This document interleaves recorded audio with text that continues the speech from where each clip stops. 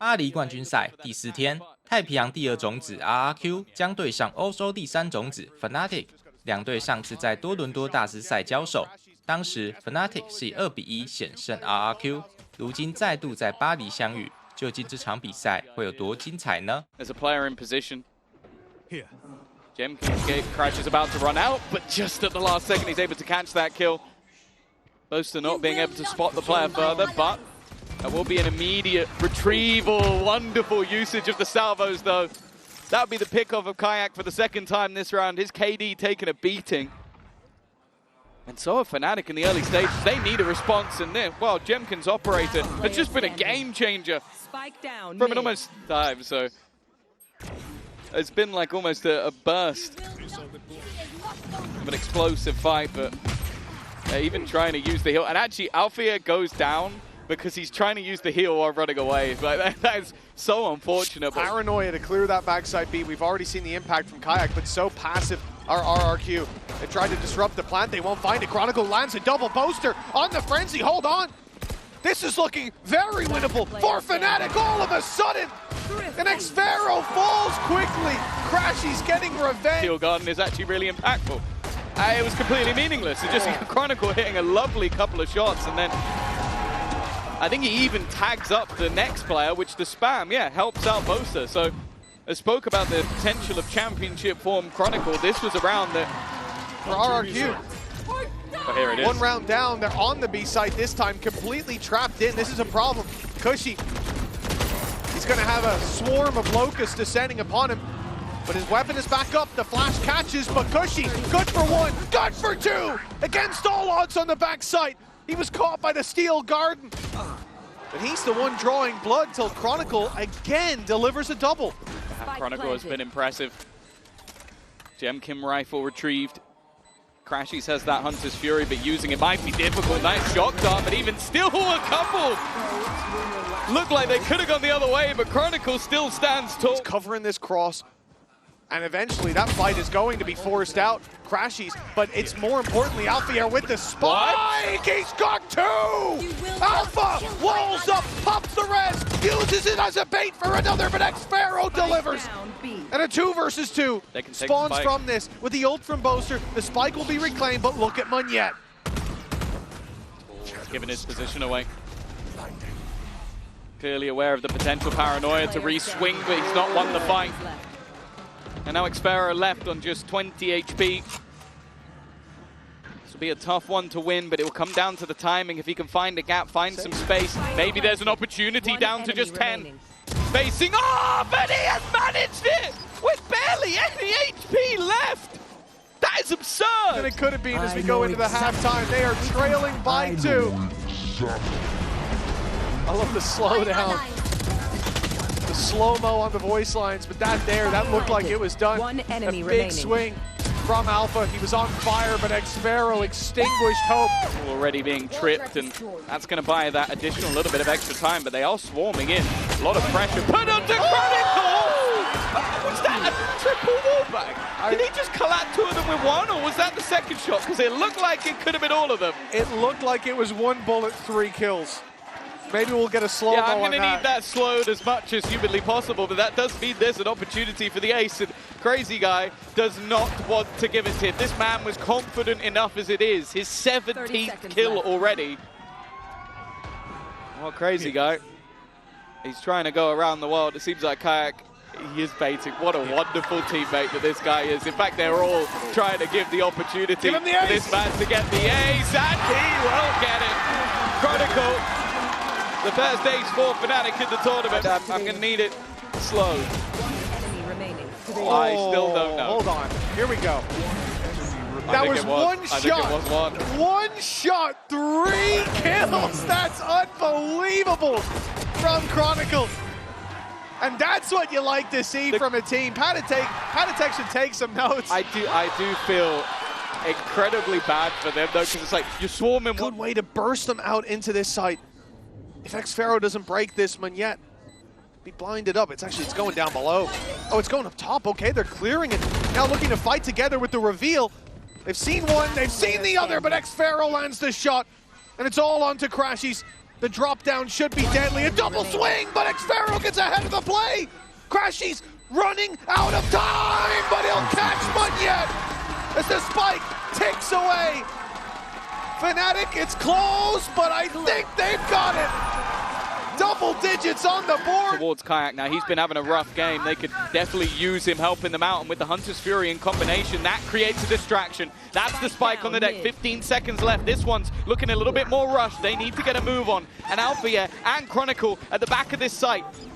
All they need to do is hold the line at least a few seconds. And in fact, they've already got the Thorns to do that job for them. Fnatic find their form, and of course, once more, it's at the hands of Chronicle. First of all, 2 points. First of all, you're playing a slow round against Fnatic. They know how to play against slow rounds. They play a lot of them. But secondly, you're running with 15 seconds left into a Vice setup. This is now winnable for the defensive side, and RRQ need to tighten up the ship. They also need a pick, and that's what Jemkin gives them. Cushy following up as well. Now a 2v2, but the res will be used. Fnatic not looking to let this round slip just yet. The flash pops, and I love the Thorns to the back, but they don't get activated, and Cushy continues to deliver on the backside. Boaster, landing one, leaves Cushy alone, but it's a 1v1, and with Boaster so desperately low, and the clock draining, it's Cushy to find all 5. RRQ just one behind. Maybe expectations that there'll be somebody within this smoke already. Althea not really willing to risk it, but eventually jumps through, but doesn't realize maybe there's somebody on the other side. They will now, and even going to trade it out. The TP used as bait. Munyet to try and keep them in the map, and he cannot do it. Althea. Sweaty little lineups. There's the paranoia just to kind of keep Jemkin safe in the corner. It does mean they know he's there. Crashy's able to clear already. Potential, but it's just going to be the firefights for Crazy Guy, but it's worked out. One found already within the Smoker's Chronicle. He's trying to continue from before, and immediately it's going to land himself another shot. It's whether or not he has enough time. He does not. It was incredibly close for another Chronicle miracle. Punish for the role that Jemkin is playing. Oh dear. Can see the tweets already. All 5 players going down. Recon already being sent out to try and clear some of that backline, but in fact it's a much deeper post plant. The spams is the aim of the game.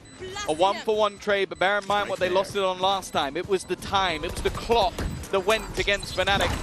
Already you see the fragment into position. At times starting to tick down once again, and they're only just getting onto it. The shock dart is going to go through, but it's missed. I don't think it's quite as close this time around. They will be able to get it done.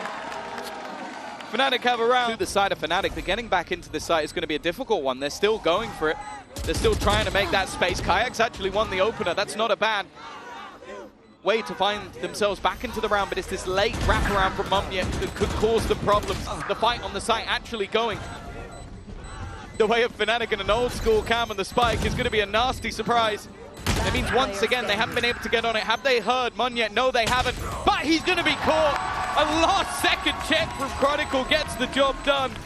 Early round, they realize he's been missing for a little bit too long. It's a drone sent up top, but it wasn't even the tag. It was just a wild spray through, guesstimating Crashy's path out of there. This is our map. We have a map. That clock is going to run low by the time they can use it. Well, it has been running low every single time. Munyet faking out the idea, and well, Cushy's just swung into them. He knew where they were. That's messy though. Both of them have somehow managed to find 3.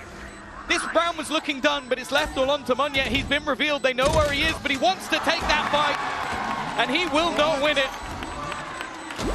It's straight through the smoke. Even the second, he was lucky to survive. I don't know if we'll catch it from his POV, but there were a lot of shots fired his way. It looked done. One through the smoke, another player whiffs, and then the reveal is there to take Cushy. They're just rolling thunder them all off the map, but they are waiting. They don't want to overface, they don't want to get aggressive. They are giving the time for Munyet to make potentially the play of the round. He's watching everybody. It's a little bit messy, but he'll still get the one. Not quite as much as he would have hoped for, but the rest of the players have still been just waiting patiently. Cushy again, swinging from the same angle. And this guy has been unstoppable from that spot. It really has a perfect storm of parity here on the server. But Cushy, this is spot. Every time you see him there, He's now started to claim some control. Perfect positioning, but it's a little bit labored. It's given an opportunity. Crazy Guy's been able to get out of the grab well. Because of that, he gets that early fight. And Boast has been wrapping around the backline, going all the way around the map to try and get in from behind. He does have the Cosmic Divide available, but placing it while in the open would be a massive risk. He's just trying to make his way into the site, and Crazy Guy, well, it's been too long. He started to realize that he has to be coming in from behind. The tap on the spike reveals his opponent's position. But the clock is in his favor. Boaster, though, will just about be able to take it. He's been good in these late round scenarios. But this guy would still be sticking around up close. That could have played out very badly for Fnatic, but instead, a further lead is denied. The IGL's on his feet. Burrow definitely still waiting. And Andy's in the perfect position. Now they try and split back through. They'll be able to deal with him, and in fact, Boaster's caught a couple. One of the remaining players incredibly low, but they need to get this plant in, and Boaster holding the line. 10 seconds left. He's found himself 3 already, but he's the last healthy player. Alpha down to 25. That's Sheriff. A 6 chambered up against him, and it's Boaster to deliver his 4th of the round. Want to stay a little bit aggressive, keep some control. Nice the Kama spotted them. They know exactly where to fight. RRQ have all the info. They're putting the pieces together, and it's Fnatic coming crumbling down. That late cam from Xfero has given them a chance, but he can't convert. It's Boaster to save the round with the Red Bull club. That was incredibly messy. The aggressive positions helping out the flash of Cushy that did so much work to get them back into spot. Take space back through. This is not going to be easy. Maybe it is. There's a gap. A spot for him to take a fight. But look how passive the remaining players are. Cushy's found another. Making this one interesting for sure. They've dodged themselves that knife. And now already that time being bought, and Boaster and Chronicle combined. Holding the line. Popping and locking it down there on the stage. Didn't see the same reaction from Chronicle, but I think he's still pretty happy to take this round. And you see the idea there from RRQ. As soon as they tap the spike, they know the knife didn't hit anyone. They have a grab well. We need to push. And they just weren't expecting there to be... I'm turning into a monster! Oh my god, Jake. He's going to have a duet with Rihanna soon. Imagine being the guy on the other side of the stage. That is literally like a parent embarrassing their child, walking it down on his own. Well, that is a deep play. The Rolling Thunder catching it for the mid-split. But Xfero able to survive inside his cage, at least for now. Hunter's Fury not finding its mark. Pressure applied as Jenkins rotates, cut off. Boaster in there with a 3rd kill of the round. This guy's off to a flying start, and it looks like soon to be a finish. For the attacking side, a 4th denied, but Chronicle's there for the trade. 12-7. Now just 1 round away from victory. With 5 chances to do it. Kayak's deep dive. They see the cage. Oh, what a shot on a Jemkin! The first of what could be many to fall. Ult clearing right, but Xfero still alive, but now they know it. They know exactly where he is. He's got both trips just blocking off this right-hand side. They're yet to be broken. They now will be, or at least the first one. If anybody's jumping across, Boaster could go flying off the map, but it may not even matter in the end. Only 2 standing. Make that just 1. Spike planted. Crazy Guy needs a crazy finish, and he will not live to tell the tale.